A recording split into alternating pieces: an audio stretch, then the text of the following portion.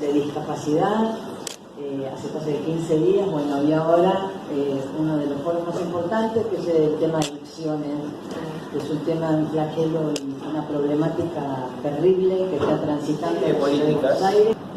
Que han profundizado el problema del narcotráfico. No es que no lo han perseguido, lo han profundizado.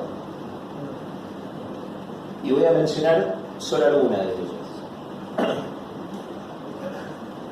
En primer lugar, la política carcelaria. Mencioné al principio el problema carcelario en Brasil. Es un núcleo central para entender la problemática del narcotráfico y de la criminalidad organizada en Argentina. Si no se hace algo con las cárceles hacen algo con nosotros. ¿Y eso qué quiere decir? Menciono 3 iniciativas penitenciarias del presidente Fernández. La directora del Servicio Penitenciario Federal se llama Garrigós de Rébori, es fundadora de la agrupación kirchnerista Justicia Legítima. Esa señora tiene una concepción vinculada a que básicamente las cárceles no deberían existir y que por lo tanto hace todo lo posible porque los presos hagan su vida normal. Y ahí hay convicción ideológica, cree en eso.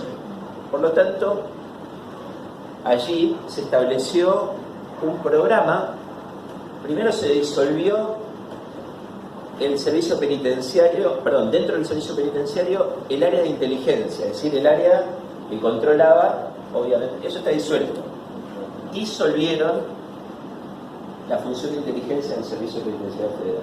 Segundo, eliminaron todo tipo de control sobre comunicaciones, generando lo que vemos en los diarios cada tanto, que es jefes narcos que tienen teléfono de línea en su celda, proliferación de celulares, etc. Tercero, en las cárceles, no es chiste lo que les voy a decir, ni es un error, se generó un programa de 1.000 millones de pesos para fomentar la conexión a fibra óptica en las cárceles. Y esto no es chiste, es una resolución del ENACOM de enero de 2022, por la cual el gobierno nacional destina 1.000 millones de pesos a financiar internet en las cárceles. Como ustedes saben, esto que puede tener un lado jocoso no tiene nada de jocoso, porque a través del narcotráfico no es más solamente lo que se mencionaba acá y que es muy grave, que es el tráfico, el microtráfico carretero.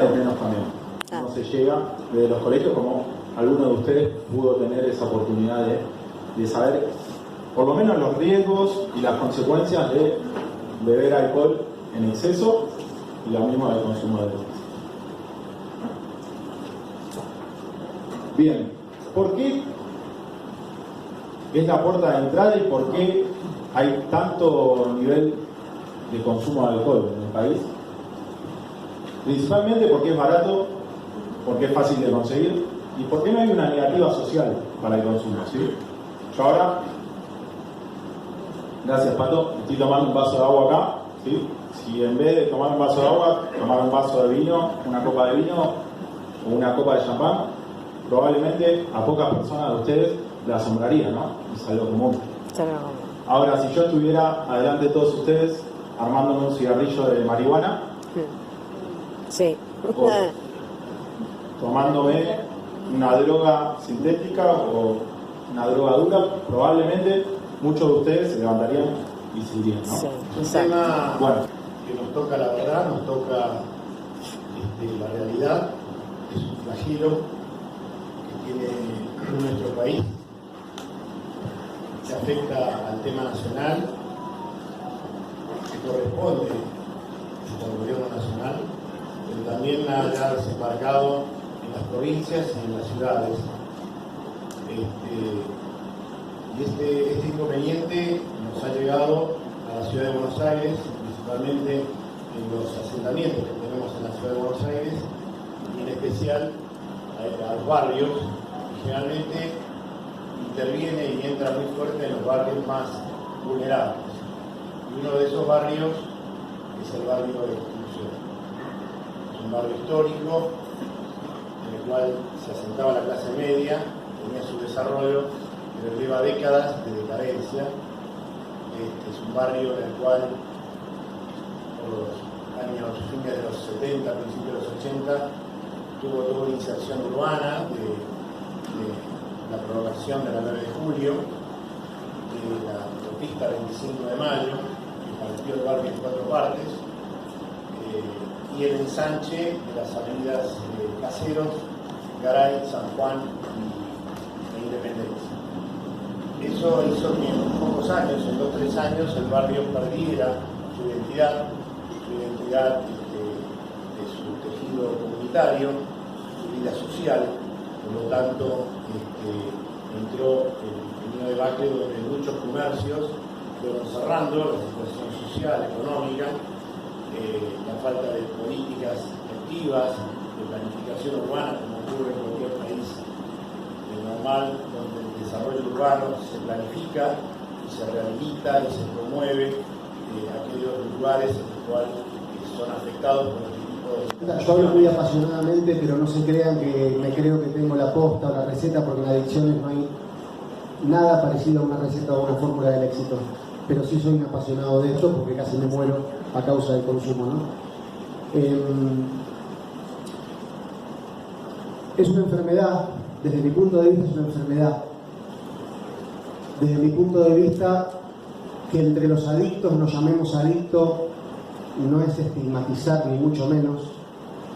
Yo, después de probar años de tratamientos, psicólogo, psiquiatra, medicación, irme a vivir a Europa creyendo que el precio de la cocaína en Buenos Aires era el problema y me la mandaban por correo postal hace 20 años. Probé con el amor, una chica sana que no consuma, el amor me va a salvar. Probé entrar de joven profesional a Arcor, a Banco Río, empezar de joven profesional y llegar a gerente de ventas. Y claro, a donde yo iba conmigo, ¿no? A donde yo iba conmigo. Y desde ahí, que es una enfermedad, una condición, un modo de estar en el mundo. La otra vez le hicieron una nota a un cantante de una banda muy conocida y el título de la nota es "Tengo tendencia natural a no estar en la tierra". Esa para mí es la mejor definición de adicciones que yo jamás escuché, ¿no? Por eso, desde mi humilde punto de vista, yo soy licenciado en Administración de Empresas, soy coach ontológico, soy psicólogo y tengo un máster en adicciones de la Universidad de El Salvador, pero acá les vengo a hablar como falopero que no consume. Soy un adicto. La última está hace 13 años y 7 meses en mi caso, la próxima está a 5 minutos. Yo conozco compañeros míos que se ahorcan con 20 años limpio, o gente con 5 años limpio que recae y se muere de sobredosis. En mi caso particular, que es lo que menos importa, no soy el típico adicto argentino, vengo de familia bien, colegio privado, hermanos maristas, Belgrano, casa en un country en Pilar, vacacionábamos en otro continente. Jamás pensé que podía terminar donde terminé. Exactamente al lado y consumiendo con un indigente como un indigente. Alucinaciones, sobredosis, intentos de suicidio. Muchas veces los chicos se mueren, se suicidan, y en las noticias leemos que se suicidaron, y me consta que hay muchos chicos que se suicidaron que no se querían morir.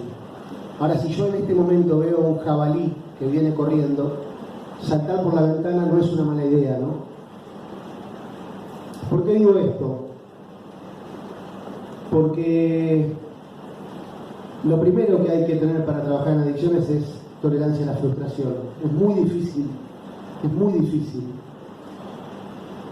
Palabras claves para mí en la recuperación, porque hablar del consumo es fácil, ¿no? Yo siempre digo, yo tengo un Instagram, al que quiera sumarse son bienvenidos, con el solo fin de ayudar a la gente de forma gratuita y tirarle 3 herramientas, 2 lugares gratuitos, que se llama Demasiado Humanos, son todos bienvenidos. Y las palabras clave para mí en la recuperación, que casualmente están en las antípodas hoy de Argentina, ¿no? Proyecto, palabra clave. pero ya es el aporte que yo debo hacer. Porque a las drogas ilegales y toda la problemática que ya se planteó, hay que sumarle las problemáticas que generan las drogas legales, síntomas legales. No es un problema que va a venir, es un problema que ya está hoy en la República Argentina. Como hace mucho que no hablo de farmacología, últimamente estoy hablando de sindicalismo y de reforma laboral, me tomé algunas notas, ¿no es cierto? Analgésicos como la morfina, anestésicos como el fentanilo, otro analgésico como el tramadol, oxicodona, diazepam, lorazepam, alprazolam, metilfenidato, oximetazolina, cafeína, seguramente son sustancias que ustedes habrán leído en los prospectos de muchos medicamentos, inclusive de medicamentos de venta libre, altamente adictivos. Estos que acabo de leer están entre los 10 más adictivos de los que se comercializan en la República Argentina. Algunos son recetados, los que acabo de mencionar, otros son de venta libre. Pasa que en la Argentina los recetados se consiguen como si fueran de venta libre. La comercialización de los medicamentos ha hecho que supere a la profesión médica y a la profesión farmacéutica. Hay todo un deseo de que llegue rápido el medicamento al consumidor, y si no pasa por el médico, mejor, y si no pasa por el farmacéutico y se lo llevamos al domicilio, mejor todavía. Y en eso se trabaja en un mercado. La industria farmacéutica nos considera parte del mercado, nos considera pacientes a los cuales tiene que curar y ganar plata en algo, en una profesión o una actividad legítima. Pero lo que tenemos que lograr es hacer un relevamiento estadístico y poder mostrar cómo es realmente la situación, ¿no? Este gobierno que tenemos hoy es un gobierno que no se caracteriza por tener tendencia a mostrar ninguna estadística, nadie quiere hacer estadística de nada, porque bueno, si hacemos estadística seriamente, nos enteramos de las cosas que pasan y bueno, al gobierno no le conviene que nos enteremos. Entonces, tenemos que prepararnos desde ahora para que sepamos que hay que hacer un relevamiento estadístico, mostrar cuál es la situación. Celebro lo que comentaba Iván hace un rato, que en Ciudad de Buenos Aires se hacen algunos números, bueno, eso está muy bien. Pero bueno, yo creo que hay que hacerlos a nivel nacional. El recuerdo que tengo yo, porque sucedió durante la gestión que yo tuve, fue el reglamento que hizo Cedronar en el año 2017, donde bueno, nos mostraron la situación a nivel nacional y realmente era una situación muy preocupante, donde se veía que la edad de inicio de los consumos cada vez era más baja, tenemos chicos de 8 y 9 años que empiezan a consumir y bueno,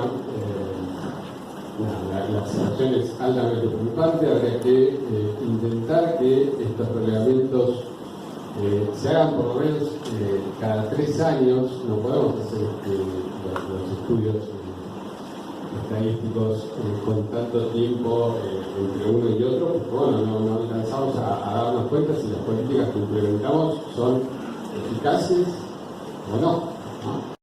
Claro, muy bien.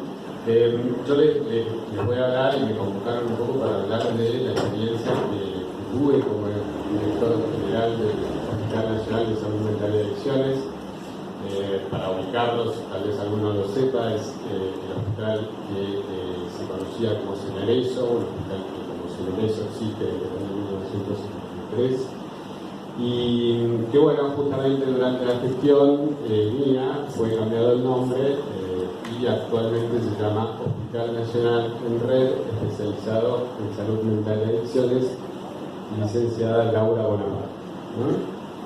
Yo llego al hospital convocado por una gente que yo conocía de UPCL, porque yo trabajaba anteriormente en ANMAT, y esto me sirve un poco porque bueno, esto no es una reunión científica, es una reunión que mezcla un poco lo científico y lo político, ¿no? Y entonces quiero comentar que a mí me convocan por estar trabajando muy cerca de la Delegación Salud de UPCL. Y UPCL, digamos, es el gremio que maneja la salud a nivel nacional, ¿no? Entonces, es importante que sepamos, los que tuvimos la decisión de trabajar en política, en salud, que es una lucha difícil trabajar con los gremios, donde ellos deciden hasta a quién proponen para ser director de un hospital, ¿no? Entonces, como para que sepamos que nos enfrentamos a una lucha muy pero muy difícil, donde, bueno, tenemos que saber que las personas que van quedando en las instituciones públicas nos van a hacer una sonrisa cuando lleguemos, pero no nos van a tratar bien, más bien van a tratar de ponernos el pie como para que nuestra gestión no sea la última, ¿no? Digamos, contando muy brevemente algunas de las cosas que pudimos llevar adelante, trabajamos en un proyecto de ley de prevención en el ámbito laboral, que lo trabajamos con los sindicalistas, con los sindicatos del UPCN, etcétera. Quiero hacer una especial mención al que fuera mi colaborador, Gunther Neumann, que ayudó muchísimo. Esa ley, el proyecto de ley se trabajó un poco, pero tampoco no vio la luz. Trabajamos, como dije, en la modificación de la ley de salud mental. Trabajamos en implementar la ley de educación en adicciones que hay, que tampoco se aplica como se debería aplicar. Trabajamos en intentar que cuando se habla de educación sexual en los colegios se incluya la importancia de la educación del cuerpo, del conocimiento del cuerpo y del cuidado del cuerpo. Hablando también allí con un programa que tenía la Fundación Garrahan sobre la importancia de las adicciones, qué droga causa qué efecto, pero hecho por profesionales, que tampoco tuvo ningún lugar certero para hablarlo. Finalmente también aprendimos la importancia del vocabulario. Hicimos un trabajo medio de hormiguita porque fuimos a ver a algunos periodistas y a algunos medios y les pedimos, por favor, no hablen más de drogas de diseño. No sé si se acuerdan, en una época se hablaba mucho de la droga de diseño, porque ya el mero hecho de hablar de droga de diseño hace que un joven diga, esto está bueno. Y hablar de lo que era, drogas sintéticas, drogas duras, drogas que matan. Le pedimos que hablen de que hay una problemática, pero que hay posibilidad de salida y que hay posibilidad de encontrar lugares donde uno pueda ayudar a recuperarse. También trabajamos como también, pero la verdad es que nosotros no entendemos mucho de este tema, porque yo soy diputada, abogada, madre, sí, ser humano y ciudadano, y me preocupa la temática. Entonces, busquemos a los mejores, busquemos a los científicos que trabajan en esto, porque tenemos que afrontar las políticas que nosotros querramos hacer con base científica. Y ahí creamos, y eso se sabe poco, una comisión de expertos que asesoró a la Cámara de Diputados durante 2 años con representantes desde la Academia de Medicina, la Asociación de Psiquiatría, la Asociación de Psicología, hasta la Asociación de Médicos Homeopáticos, Antroposóficos, las instituciones que trabajaban con adictos, OPRENAL, que funcionaba muy bien en ese momento también, y estos científicos nos hacían recomendaciones sobre resoluciones y políticas públicas que se estaban trabajando. Funcionó tan bien, ellos funcionaban a la par de nosotros, funcionó tan bien que en su momento presentamos incluso un proyecto para que nuestro Poder Ejecutivo los tomara justamente para hacer las políticas públicas. Lo iban a hacer y perdimos las elecciones, pero bueno, el proyecto está. Creo que es algo muy importante que también los diputados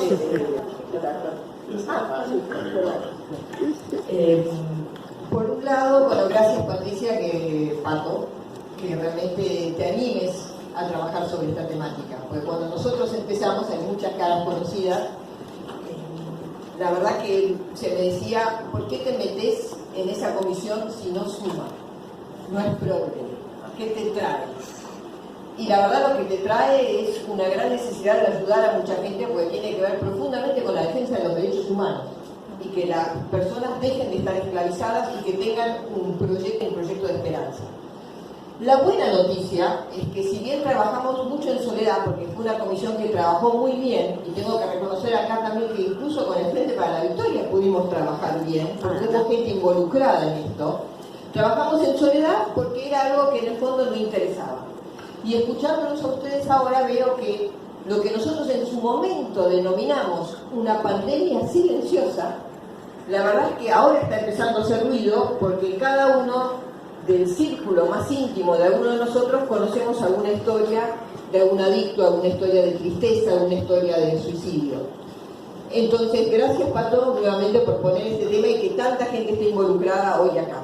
Y muchísimas gracias a los que se animan a compartir las experiencias personales, que creo que son las más ejemplificativas que pueda haber. Para mí no hay mejor prevención que escuchar a alguien que está recuperándose, a un adicto, una familia, etc. Y ahora venimos, los políticos nos tenemos que recuperar como políticos también, y tenemos que animarnos a hablar de estos temas y decir también una cierta mea culpa. Les cuento que nosotros logramos trabajar para no hablar de muchos temas que se dijeron acá y que ustedes saben mucho más que nosotros, pero la realidad es que en un momento nos sentamos y dijimos, hay que modificar la ley de salud mental.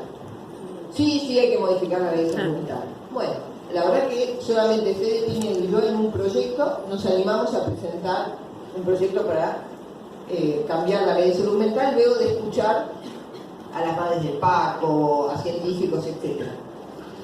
Nunca se trató ese proyecto, eso hay que decirlo, pero está. Si lo quieren en algún momento después tomarlo, está. Pero después también lo que hicimos es, hablando... Agradecer al equipo, a las voluntarias, a Vicky, Claudia, Patricia, bueno, el equipo que nos acompaña siempre, y a todos ustedes por participar siempre en todos los foros, y los vamos a estar convocando para el próximo foro. Fer, muchísimas gracias por tu cierre. Gracias a vos por organizar todo esto, gracias a ustedes por estar acá. No teman, seré breve. Seré breve sobre todo porque es un tema que ignoro, donde ha hablado tanta gente competente por experiencia, competente por preparación, competente por sus capacidades académicas, que todo lo que pueda decir yo van a ser en lugares comunes y banalidades. Pero no quería dejar de estar presente y para simplemente subrayar la importancia de un encuentro como este, que tiene que ver, que está directamente relacionado con uno de los temas más dolorosos y que requiere mayor voluntad política para cambiar. Te voy a decir dos o tres cositas. La primera es que sobre adicciones, yo soy todo lo contrario a vos. Yo en mi vida he fumado un cigarrillo, ni nunca o ninguna otra cosa, pero hemos llegado por el mismo lado. Porque yo siempre he razonado como vos, con la regla que vos decís que tenés que respetar, que es nunca la primera. Yo siempre he pensado que de todas las copas para tomar, de todas las dosis para tomar, la más fácil de rechazar es la primera, porque después de la primera, la segunda es más difícil, y después de la segunda, la tercera es más difícil. Entonces, si no pensaba para mí, si no soy capaz de rechazar la primera, no voy a poder rechazar la demás. Y eso era una inhibición. Y también usaba otro truco, que era pensar, a ver, como decían, ronda años 70, 80, juventud, ¿no? El porro, por ejemplo, ¿no? Dale, no ni siquiera fumaba. Y siempre pensaba, ¿para qué voy a probar? Si no me gusta, ¿para qué lo pruebo? Y si me gusta, peor todavía. Entonces, también encontraba ahí un refugio. Se tiende a pensar que eso culpabiliza a la persona, cuando en realidad no la culpabiliza, al contrario, le da, ayuda a recuperar el valor en sí mismo, la confianza en sí mismo y la voluntad de pelear. ¿Qué más puedo decir de este tema? Uno, que hay un punto central que es específicamente político, que ya no tiene que ver tanto con la adicción y la recuperación, sino con la disminución de la oferta, con la lucha contra el narco, y ahí hay algunas cosas que me parece que son fundamentales. Una muy general, que sí es mi tema, que es el tema de internacionales. Nosotros asistimos, el tema de la droga ha sido la puerta abierta para la construcción de grandes redes criminales. Y una vez que está construida, esto lo decía la gente de Libera, Italia, una vez que vos construís el caño, después por el caño pasa cualquier cosa. Pero si vos construiste el caño de conexión para mandar la droga, después mandás una chica para tráfico de personas, después mandás armas, después mandás lo que sea. Una vez construida la organización, la red, después sirve para cualquier cosa. Y el narcotráfico ha sido un punto de organización para las organizaciones criminales muy importante. Y hay un punto más con respecto a esto, que es mi punto específico de estudio, que es la globalización. Nosotros sabemos lo que determinan los fenómenos locales. Es decir, antes el mundo era la suma de lo que pasaba en cada lugar, ¿no? En la edad medieval las cosas sucedían en un pequeño terruño y el mundo era la suma de esos pequeños terruños. Después tuvimos los estados nacionales, o tenemos los estados nacionales, y el mundo internacional era más o menos la suma de lo que pasaba en cada uno de los países. Es decir, había una causalidad que iba desde lo pequeño hacia lo grande, desde lo local y lo nacional hacia lo global. Hoy es al revés. Hoy hay una crisis financiera global y se afecta en todos los países. Hoy hay un problema con el cambio climático y se afecta en todos los países. Es decir, y el tema del crimen organizado es un tema transnacional, así se lo denomina en la jerga específica, crimen transnacional organizado. Y es muy difícil de combatir porque si vos no controlás el problema global, es muy difícil que puedas controlar lo que está pasando en cada uno de los territorios. Y a veces en esto nosotros, los seres humanos, tenemos una tendencia a pensar que es importante la cercanía, estar cerca, la policía tiene que estar cerca, el juez tiene que estar cerca para asistir ahí. Pero cuando estás cerca, tenés cerca al narco y tenés la opción de oro o plomo. Oro para que te lleves o plomo para que no molestes más. Entonces, a veces las instituciones lejanas son las más efectivas, justamente son las que están haciendo.